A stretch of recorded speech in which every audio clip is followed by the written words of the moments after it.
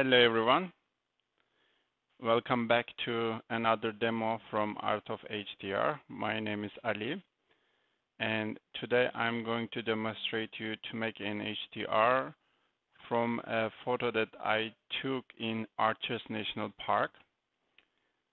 And just briefly about myself, I have this blog, Art of HDR, where you can see some of my photos and my thoughts about the photos. You can reach my portfolio from here, which will take you to my DeviantArt page where I usually post my photos.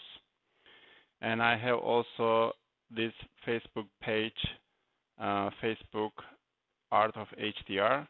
Please go ahead there and like, and I have almost 15,000 followers there. And you can there follow my photos and other updates related to my photography. So today, the photo that I would like to make HDR is this photo, which I posted also on 500px, and it got pretty good comments, and it was liked a lot. And I want to make an HDR from the same setting, but from a different perspective. I took maybe a little bit after this one. And back to the Lightroom, where I usually start to process my photos, where I put them, put them into the folders, and later on I rank them and label them that I can see which photos are relatively good to process. And just to remind you about this demo, to save time, I'm not going to edit this video. Therefore, you might hear it a little bit casual. Just by doing so, I would like to do several videos that I can add. I don't want to spend time on editing video, but I want to spend more time making new videos for you guys. And I'm using today Lightroom 4.3, and the photomatix version is 4.2.5, and I will be using Photoshop CS5. We will start in Lightroom.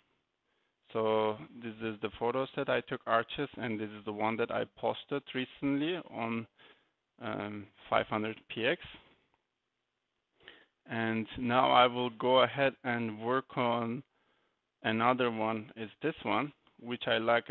What I like about this one, that I can see a little bit more about surroundings, and I'm particularly interested in the stairs, which look pretty cool. We need to go in the other direction. Okay, so yeah, and since I took these photos with the D800, actually they're pretty big files. They're about 36, 37 megapixel. I can zoom in very much, therefore, so you can see there's another photographer here, another one here, and so we have a very good resolution with the 800, even that we can see another person here.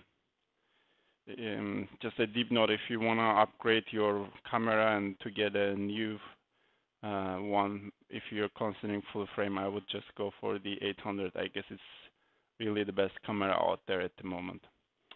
So I took this with a wide angle lens, 14 to 24 millimeter Nikon lens, which I borrowed actually from Borrow Lenses for this Canyon trip. Okay, let's start forming the HDR. So for this one, I took 5 bracketed images with 1 EV steps. You can see here. I don't understand why it is moving so quickly. Okay, so okay, 1, 2, 3, 4, 5. So basically, the steppings are relatively small because it's with 1 EV step light difference. Unfortunately, Nikon doesn't allow two EV steps at this high-end cameras. I would be grateful to have it because I don't really need, for instance, this one and this one. Therefore, I will just process the HDR with this tree only, as if I took it like this with two EV steps. Right-click in Lightroom, export to photomatix Pro. So I will just choose align images and nothing else because I will do the most of things in Lightroom. Let's go ahead and click export. Then the photos will be converted in TIFF with Lightroom settings, and then it will export them to photomatix to merge them into HDR photo. Actually, it will merge them into 32-bit photo. You can say HDR. You can see HDR merge from this tree, and we clicked align source images, and nothing else. We choose. Now it's merging, and yes, that was the. Just before this, there was a short image. It was 32-bit image. It automatically now came to the tone mapping field, which we want to do next. To me, actually, this tone mapping settings already looks pretty good from my previous HDR process. You can see here I have some other ones. Sometimes I play around with these settings, and then before clicking save and re-import, I go ahead here and then click save presets. And when I do that, it appears here. So next time what I can do is just simply scroll over these ones, and this will bring me, as you can see, different settings, and I can then choose something that fits my test pretty quick actually. So this is also a nice one. I think close to the first one, and temperature is relatively higher here, and this one is also good. So main difference, I guess, in between these two is the temperature. In a way, one has more yellowish, one has more blue in the sky. So it's good to have yellow around the sunset region, but also good to have some blues on the sky that gives us more contrast. Therefore, what I can do is that actually in this one demo, I can demonstrate how to get both of them into one photo. So in terms of colors of the surrounding, I'm just trying to see. Maybe I like this one relatively more. Maybe one touch too warmer. So I will just save and re-import, and it will bring it to Lightroom.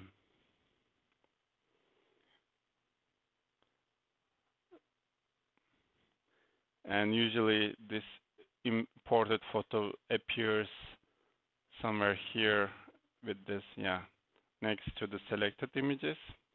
Okay, so it's here. After photomatix, we go to develop menu. Now we will work on this photo. And actually I can get more space by closing this one. So you can close this area by clicking, let's see, actually, I forget the shortcut, Command F7, tab for the sides, and Command, okay, actually I cannot find it now. I mean, there are arrows like this, usually that shows us, helps us to close these regions right here too, and for this one actually here. Okay, so we have more space now. So I want to have this area that I can follow my development settings. So in the developing menu, we will go from top to bottom. You can just click auto and see what it gives to you. Usually I don't like the auto in Lightroom 4 version. It used to be better. Now it makes it really dark, and I don't know what is the logic of this. So therefore I just go back, Control Z. Actually, you can go to processing settings here and choose the previous Lightroom versions. So for instance, previously if you click, so it would make it very more light. So it's, you can see in two versions completely different results, and apparently they're clear what is good, what is not, and apparently this last version is not good either. So therefore, let's do it together, adjust everything manually. So typical things that I do is from top to bottom go if to play around with highlights a little bit. So you can, if you decrease the highlights, you will have more details in the sky here which you want.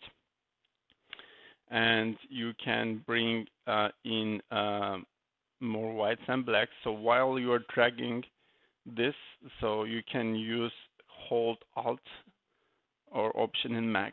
So as you may notice now, I am on Mac. So in PC you can click Option, Alt, in Mac Option, and when you drag this, it will show you the highlights, for instance. So these are now saturated points, and if you drag the black, it will show you the black points. These are now very black points, the one getting red actually. And usually I give it about 30, around 30 clarity. And if you click Y on keyboard, it will show you the before and after. You can zoom in and maybe get a better magnification here. So now we can compare before and after. So it looks already sharp enough, good contrast. So Y again, go back to original, Z zooms out. You can add a little bit more color, and you know, if you add more saturation, what's going to happen is that the image will look artificial.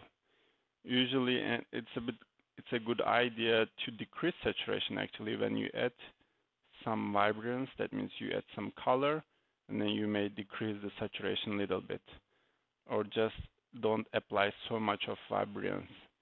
And you can see now maybe blues are too saturated. We can decrease them later manually. Single by single, we can tweak the colors. So we can keep it for the moment.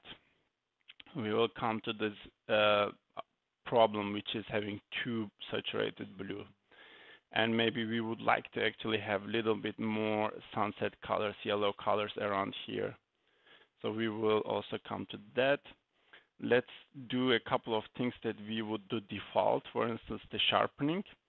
So in the sharpening, I think is the best at the moment with Lightroom compared to Photoshop and Nik software because of this masking option that is available. So what it does is that let's apply your sharpening, let's say maximum. I usually go and reduce the radius to get a little bit softer at the edges. And important one is here masking. If you again hold Alt or Option and drag masking, it will actually apply sharpening only the white areas that are now showed in this mask. The black areas, let's say here sky, will be not sharpened. Therefore, there will be no noise produced in that area. Usually sharpening brings a lot of noise in the sky, and by applying mask here, you can go a little bit more, about 40–50%. You are now really secured with the noise, and you got probably very good sharpening. We can zoom in. You can see the edges of the rock, and the guy is really sharp here. If you go one-to-one zoom, I mean, probably we can see much better how it is sharpened, as you can see the details. And the sky, look at the blue areas, for instance, is protected. Because we masked it, we don't have now really noise there. This option, I think, is really amazing.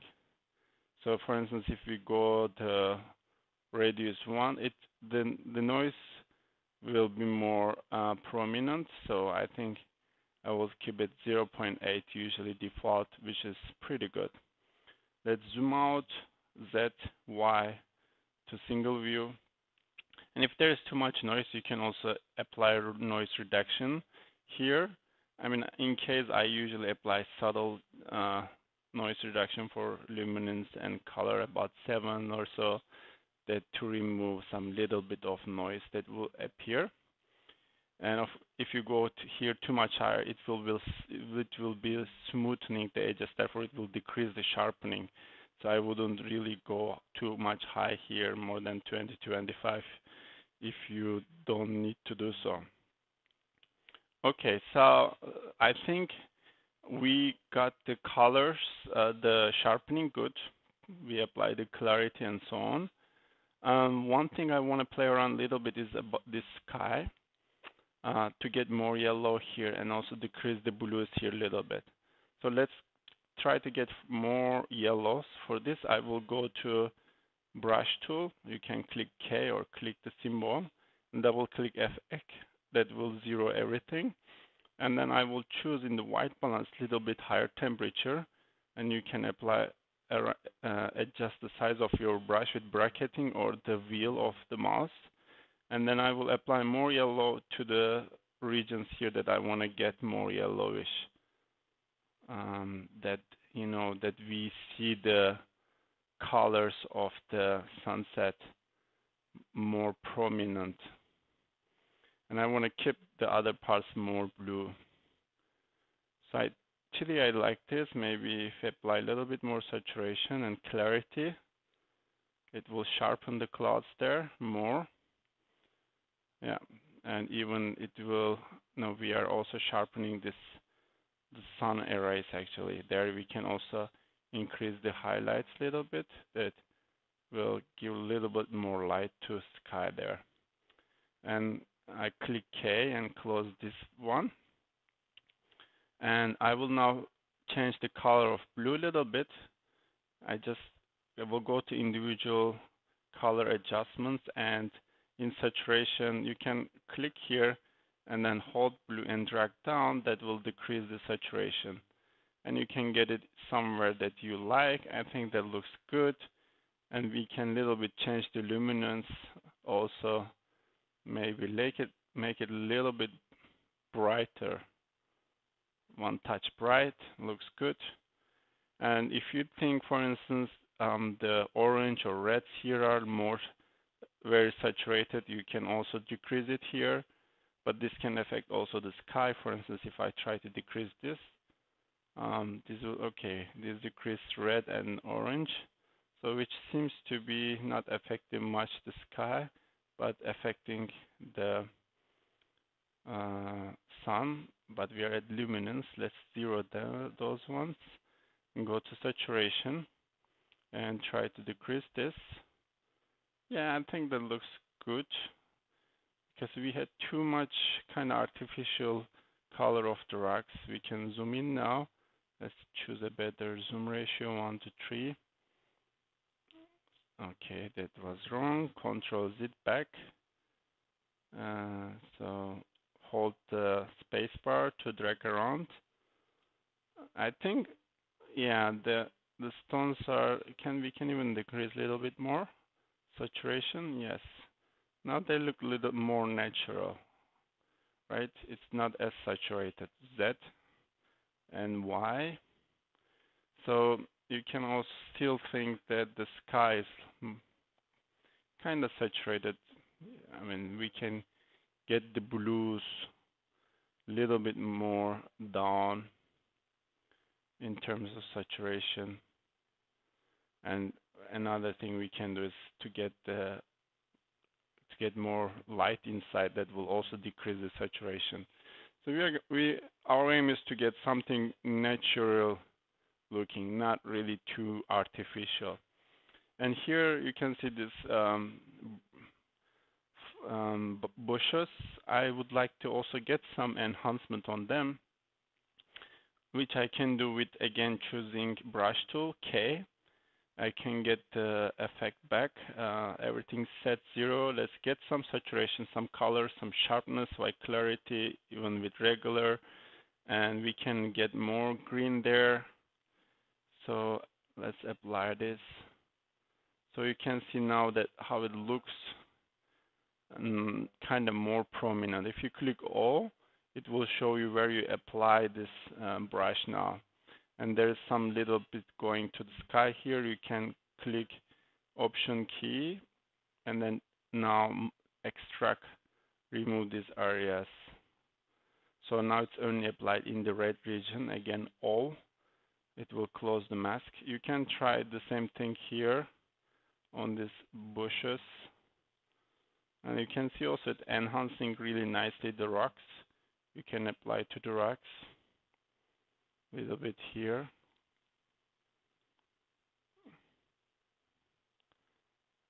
Okay, let's see where we apply it. Okay, that looks nice. How about here? Yeah. This branch looks here disturbing. We will remove it in Photoshop. I mean, this is completely unnecessary. That it doesn't bring anything. So let's compare. Now we are here in Lightroom, and before we started here, this is after photomatix. I think we already have very good improvement, so one could be satisfied with this. But I think as a real, when you advance with your post-processing, this won't be satisfying, because we know that Photoshop will enhance this photo much, much more. Okay, let's go to Photoshop now. Right-click, export. Oh no, right-click, edit, edit in Photoshop. And you will choose edit a copy with Lightroom adjustments, edit, and it will open it in Lightroom.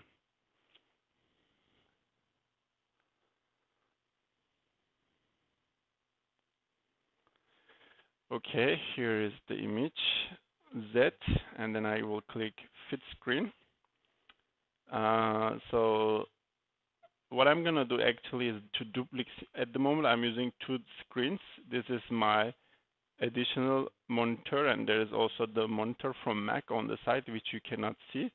But what usually I do when I have two monitors, I go to arrange and choose new window, and then drag it to this other window and then fit it there. One reason for this is that the color adjustment is much better on Mac than on my additional PC. Actually, I'm using the TV Sony Bravia as additional screen, so the colors there are a little bit off, and also the brightness contrast. But the brightness and contrast is well seen on Mac or screen, so therefore I keep it there, that I see what's going on is relatively makes sense. So let's fit it back, and I do very typical adjustments in Photoshop. Go to adjustment layers, click level, and then I choose auto just to try out. Usually it gives me a good result, so you can click on and off. So you can see what it improved is that I think the colors are improved, and brightness and contrast too. It of course kind of blurry, or makes it a bit too bluish. So therefore, these colors of the sunset is a bit washed out. So what I'm gonna do is that first to decrease the opacity of these levels a little bit, and then I will click B to choose brush. Here, using the black on the foreground, I will click this layer and then paint the areas that I wanna actually not apply the layers adjustment as black. So this will mask the levels adjustment in the regions that you paint black. So therefore, I will bring this yellows back. So the mask is only applied in the other region. So let's get this huge cloud setting as yellow, not maybe dressed. So I think that looks good. So I'm satisfied with this. Let's choose next curves. You can here also click auto and see what it's gonna give you.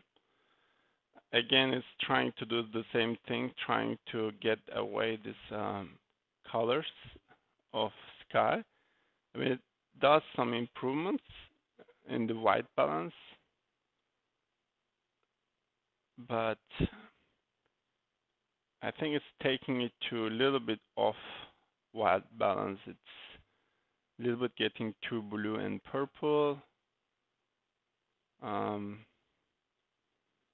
So we can just remove this by Control Z and choose curves again. From the menu listed adjustment, we can use linear contrast, which increases the contrast. Maybe it's too much contrast now.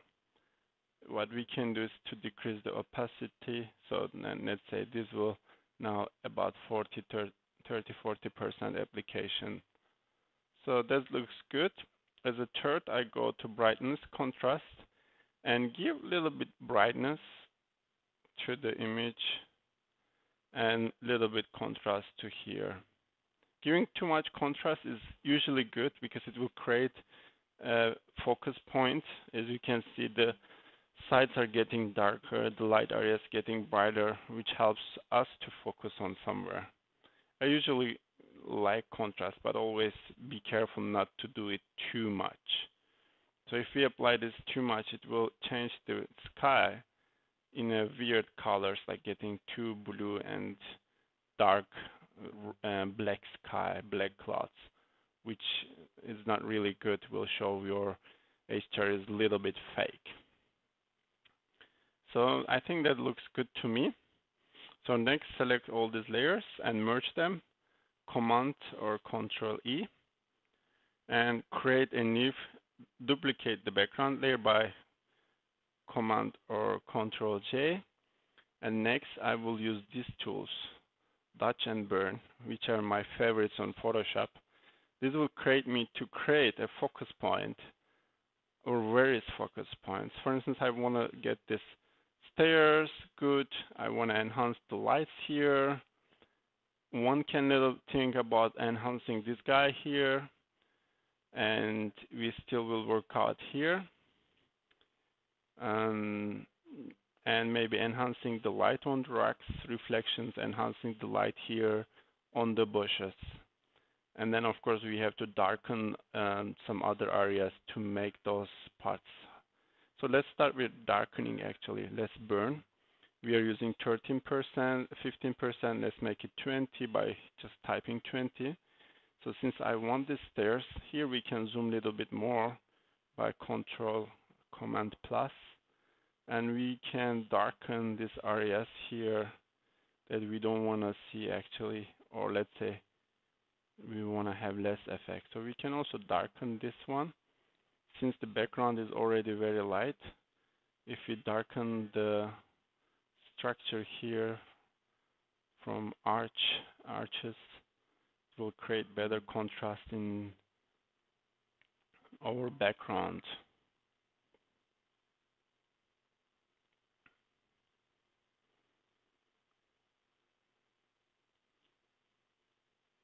So actually the quality of your images is really defined how much effort you put here, zoom in and then work like little by little with your touch and burn, with your sponge tool and sharpen tool.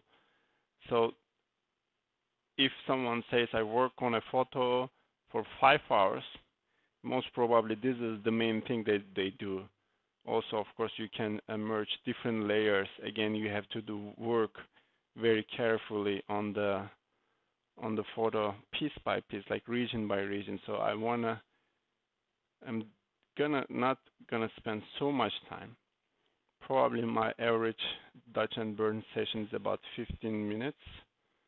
If I spend more than this, that means it's gonna be a great, or I believe that it's gonna be great. So the light coming here is creating an effect. We can get it a little bit better by hiding the others, and still I think this area is too light. I mean, you can of course increase the exposure. Well, this value that will darken it more quickly, but it can be that it's gonna create stronger boundaries if you go over the region. So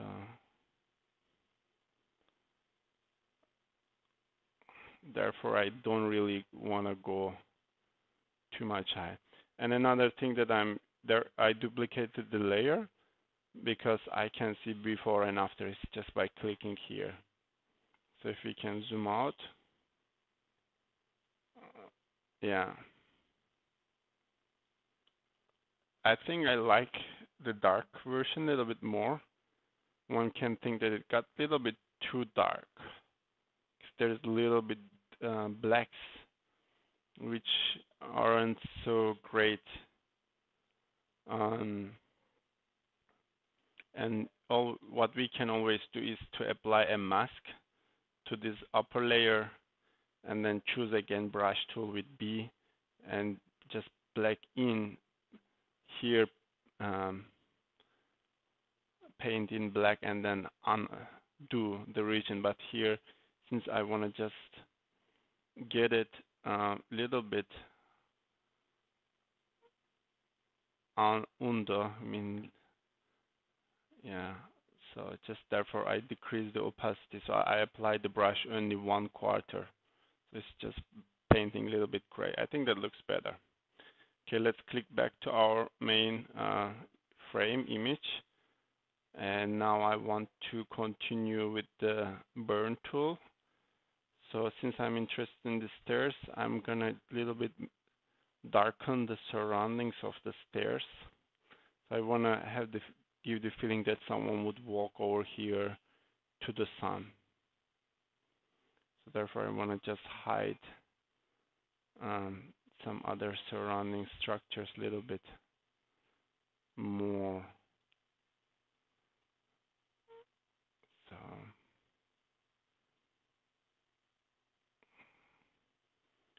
So that you can go a little bit close to create sharp boundaries in terms of light. And you know, we can see here, you can create a little bit more boundaries through this light path.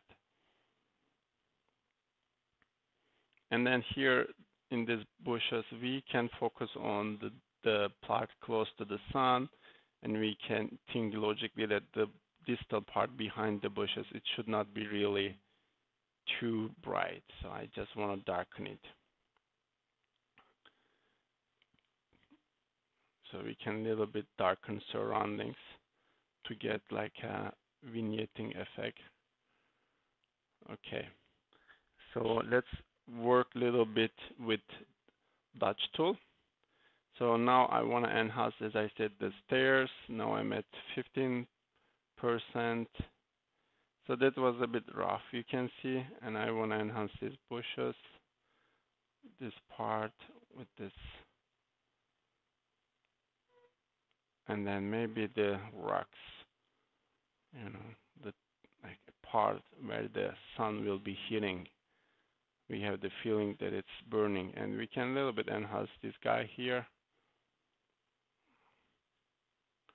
And we have this, you can see the flare, the green line from the HDR process. We will also remove it in Lightroom when we are back to Lightroom. It has a good option to remove it. So here a little bit more to the areas that the light would be hitting, and you can exaggerate and give some really burning feel. And then also a little bit around the sun, I want to increase you can enhance the lines by going over them, but it's relatively difficult to drag a long line and straight long line. I mean, if you want to take your time, work on these lines, probably you will get a better image, but depends how much you want to spend on this. And usually it's not, you know, you should not make it too much artificial. A little bit is okay. So let's get a little bit more to the stairs, maybe here. And then maybe, do we want to see this sign? Maybe we can enhance this sign and enhance the light here in this area, and enhance a little bit the light around, zoom out. And let's see where we can put more light. When we can just put overall a little bit more light to the sky because it got a little bit dark with all these contrast additions. A little bit here. You know, we want to still have some view perspective. Let's see before and after. Before and after Dutch burning. So this one looks not bad, but the thing is, really there is no focus. But if you look at now like this, you can see there is a focus. The light is traveling in a direction. So basically you have a story to follow in the photo. Like there's this guy, and there's stairs, there's the sun, there's some bushes. But like this, you can say, okay, there's this part, and some uninteresting parts are really coming to eye at the first hand. Just I'm gonna get this very dark areas a little bit more bright. Don't want to get it too dark. Okay, a little bit more. So next, fit again. Next I want to do is sponge tool, which can saturate and desaturate. So let's get first desaturation. So one can think we have a little bit too much blue here. We can remove them. This tool takes a little bit time apparently because also the image is pretty big. So we can decrease the green here. So it's always a good idea to remove the saturation from the areas that we are darken or from the regions that we are not interested in. Let's say the foreground clear areas, the distal part of the sky, we are not so much interested in because we have our focus traveling like this. So we can also create a boundary of colors by just, you know, removing some of the colors around the darker. Here we don't need this color here much. We can remove, and this greenish color here in distal mountains, we don't really want that blue or green. We can remove it. Okay, and we can remove this colors on this guy a little bit, that he looks a little bit more natural. So maybe you can remove a little bit more color here on the bushes, that the greens look natural, and here foreground a little bit more. Okay, that was a little bit too much. Control Z, go back, and then okay, one touch. I want to enhance the grays there. Maybe decrease the color saturation here, that it looks more natural. A little bit here on these rocks. So it looks too much reddish where behind the sun, where you would think it shouldn't be, because the sun is on the other side. We shouldn't be seeing much of this. So therefore we can just remove the colors. We'll decrease the impression of that we are doing post-processing. I think that looks good. We can also decrease the colors on stairs, that it stands out as a kind of white, right? So because the surrounding is a bit purplish, we can zoom and do a little bit good job there, more precise. And also this part, this wood here, this wood can be also taken. We can remove some of these purple colors. Anything that we want to enhance, we can remove the color. You know, then it will stand out, because the rest of the image looks, let's do a better job here, more precise. For instance, these bushes here, zoom out, and here, and the rock here. You know, for instance, if you wanna enhance.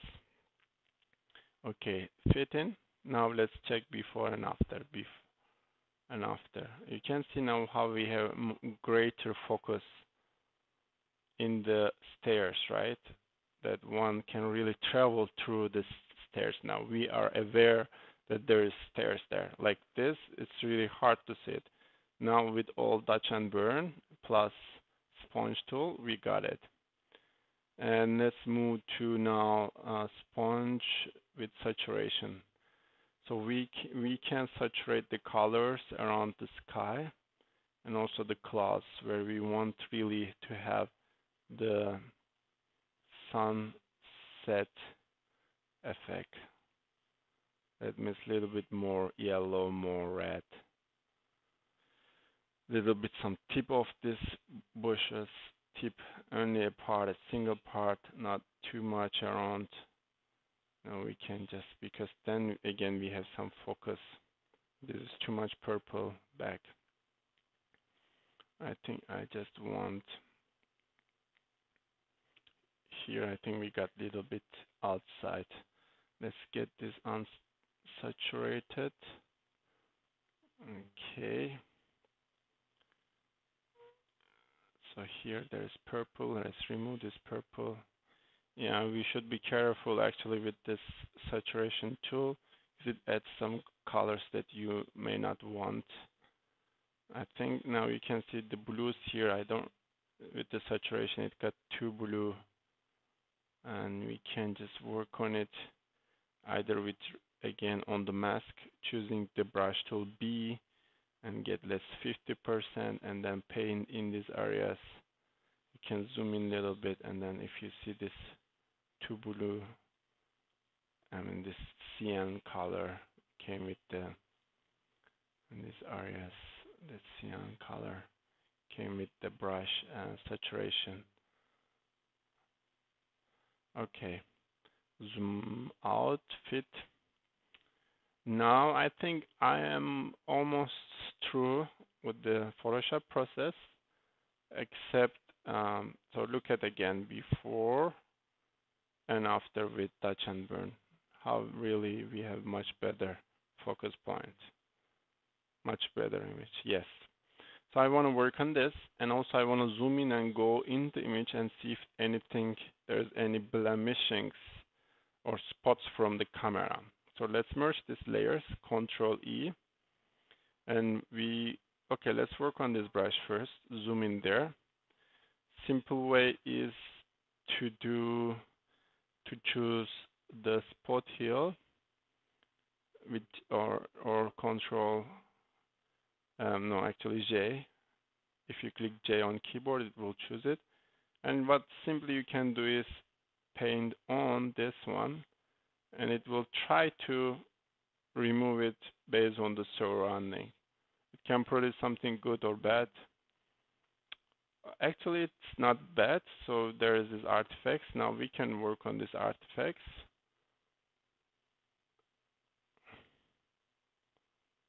And you can decrease the brush size and then work on these edges that it creates. Eventually it doesn't look that it's gonna get better in the sky, although here it looks pretty good.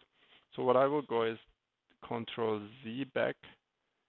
So what I will do is to work in this part with clone tool, S in keyboard, or stamp tool here. Then you can choose, and by holding Option or Alt, the source somewhere close. Okay, when you clone something, it's always a good idea to duplicate the background layer. So then hold the Alt or Option, and then click the source. Then we are gonna paint in. Well, the problem here is that we have the mode is color. Let's choose normal. So let's get the source from the other side. Now we're gonna try to work on this. Maybe we have to probably zoom in a little bit more to get a better job. Source.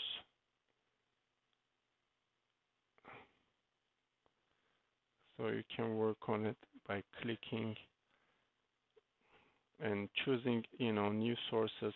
If you choose closer to the sample, it will, of course, create less artifact of the colors. So therefore, it will be more visible from distal parts when you zoom out.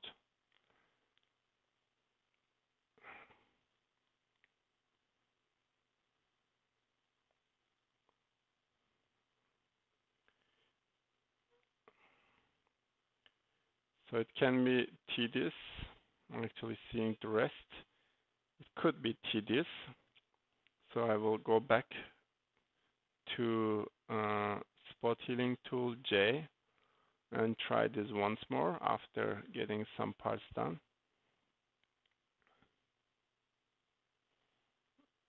Okay, that's not giving me any good. Let's make it bigger.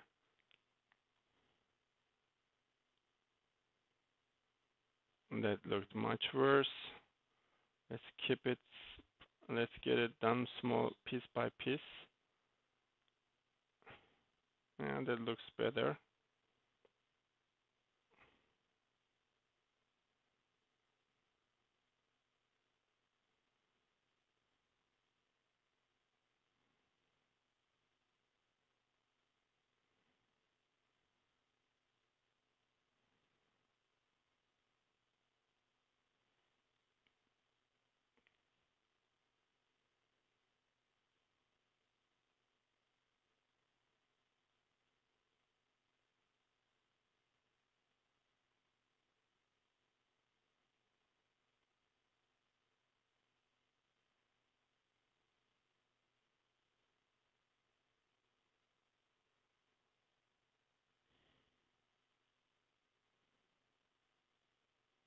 Of course, all you want to make sure that when you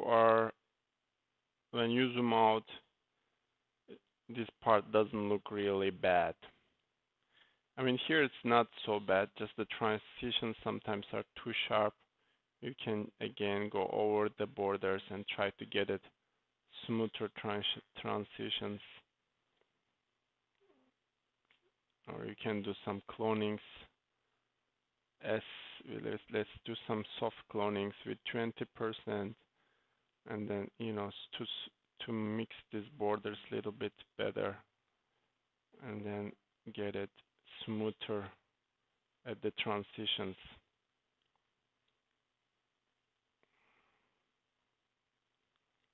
The information will be mostly lost here, but we don't need the information here because it's gonna be out of our main focus region. So let's zoom out. And last trick here, you can see a little bit there some trouble. What I will do is do some more darkening there. So if I just burn the region there, the information there will be hidden anyway. So at the moment, so it's more or less hidden. We don't care anymore. So the eye won't go there. So it is well hidden. Okay, so I think that's good enough. So let's zoom in to actual pixel and choose spot healing, and then go to the from every region of the photo to make sure that we don't have some spots.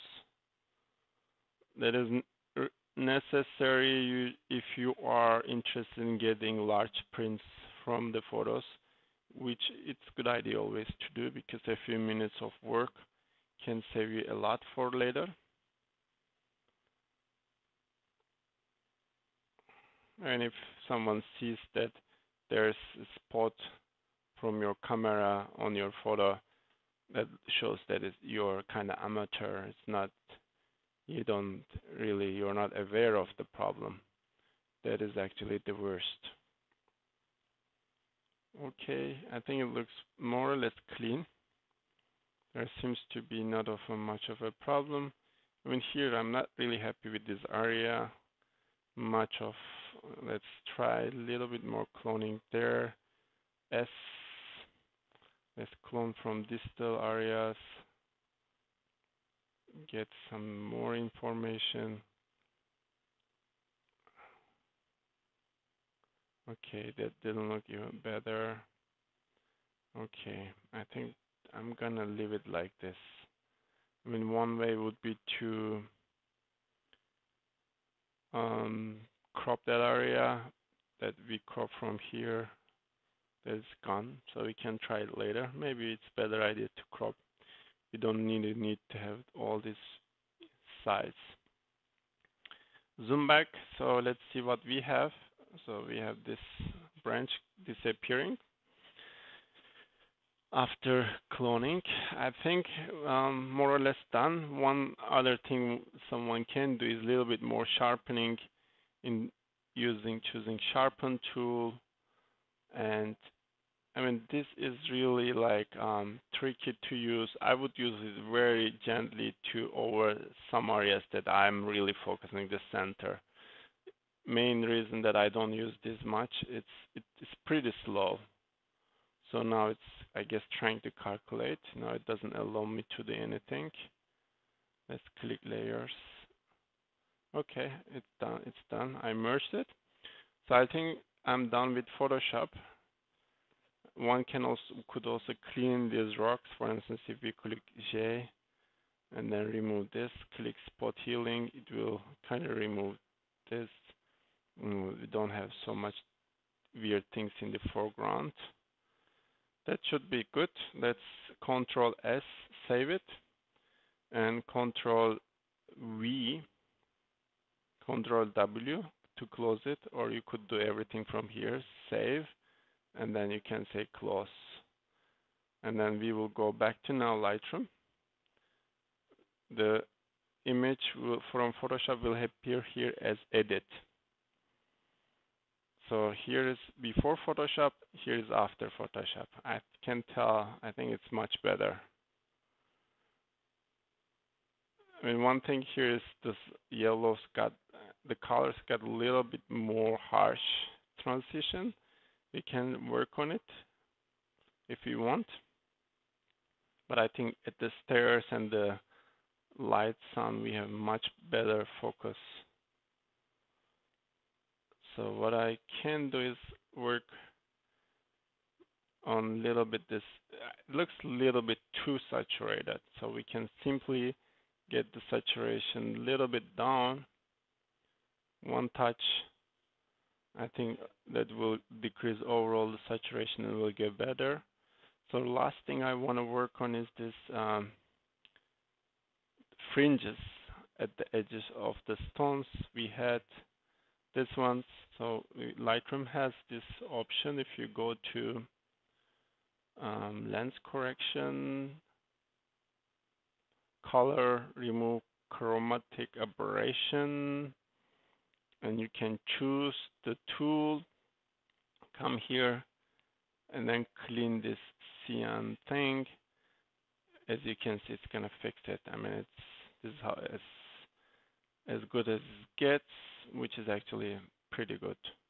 If you want some to remove the purple, you can remove the purple too. But usually, what happens if you remove purple, the cyans might come back.